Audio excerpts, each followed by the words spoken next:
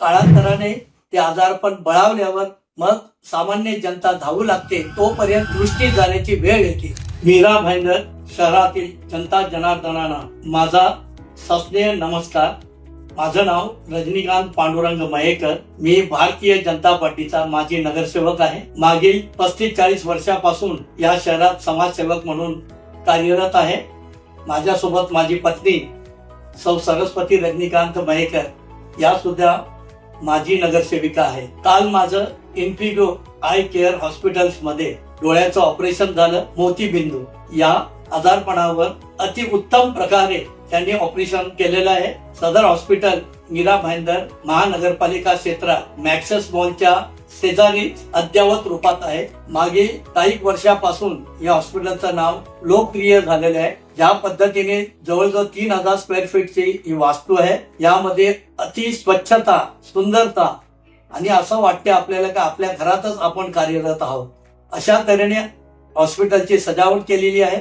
इथला staff, doctor अगदी प्रेमाने सगळ्यांना सांभाळून घेतात आणि दैनंदिन कमीत कमी 150-200 पेशंट त्यांच्याकडे येत असतात. मेडिक्लेम पॉलिसीज त्या व्यतिरिक्त कॅश भरून सुद्धा मध्यमवर्गीय, अप्पर क्लास, छोट्या क्लास या सर्व थरातील लोक येऊन आपापले डोळ्या मोतीबिंदूचं ऑपरेशन उत्तम प्रकारे ते करून जातात.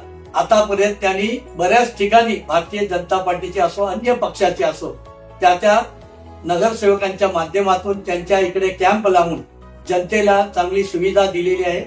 काही आजारपण 50-55 वय वाढल्यानंतर जे मोतीबिंदूचं आजारपण आहे हे गुप्त आणि सुप्त असते, ते आपल्याला लगेच लक्षात येत नाही. परंतु काळांतराने ते आजारपण बळावल्यावर मग सामान्य जनता धावू लागते, तोपर्यंत आपल्या डोळ्यातील दृष्टी जाण्याची वेळ येते. ती येऊ नये म्हणून प्रत्येकाने लवकरात लवकर माझं हे बोलणं ऐकल्यानंतर इथे येऊन संपर्क करावा. त्यांनी आता ऑफर ठेवलेली आहे.